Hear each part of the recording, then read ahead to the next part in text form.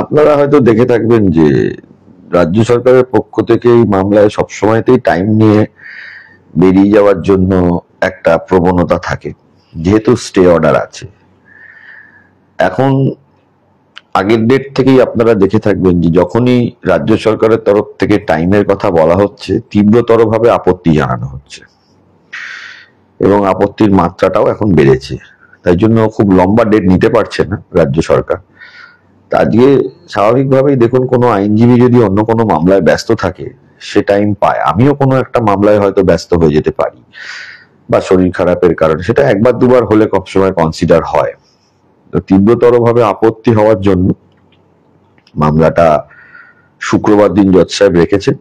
আমরা চেষ্টা করব যত দ্রুততার সঙ্গে এই মামলায় আমাদের যেটা মূল উদ্দেশ্য সেটা হচ্ছিল রাজ্য সরকারের করা এসএলপিটা যাতে খারিজ হয়ে যায়, সেই লক্ষ্যেই আমরা এগোচ্ছি, সেই লক্ষ্যেই আসা।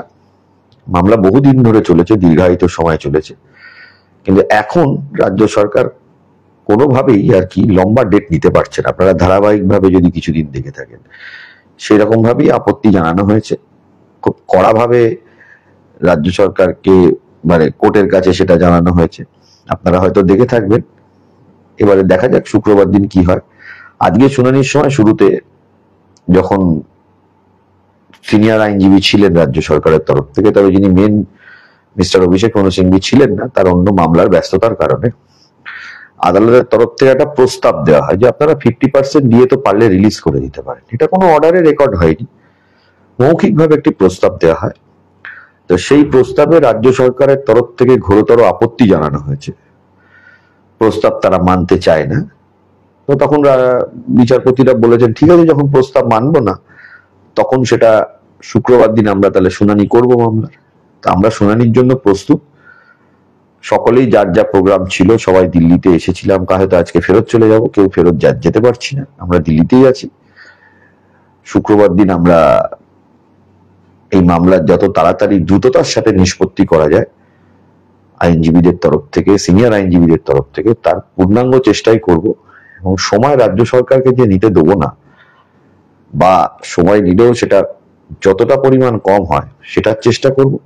আর আমাদের প্রাইম লক্ষ্য থাকবে শুক্রবার দিন যাতে মামলাটা শুনানি হয়, শেষ হয়। কারণ এই মামলার সমস্ত কিছু হয়ে গেছে।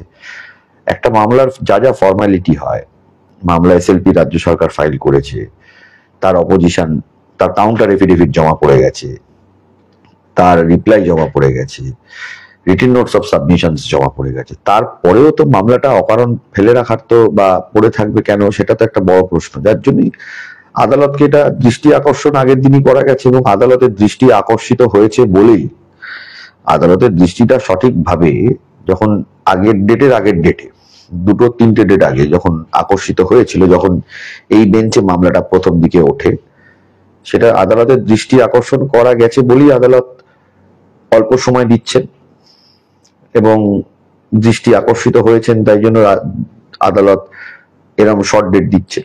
আমরা চেষ্টা করবো যত তাড়াতাড়ি সম্ভব শুক্রবার দিন এই মামলা নিষ্পত্তি করা যায়, তার চেষ্টা তো ডেফিনেটলি আমরা করব, লড়াইও করব।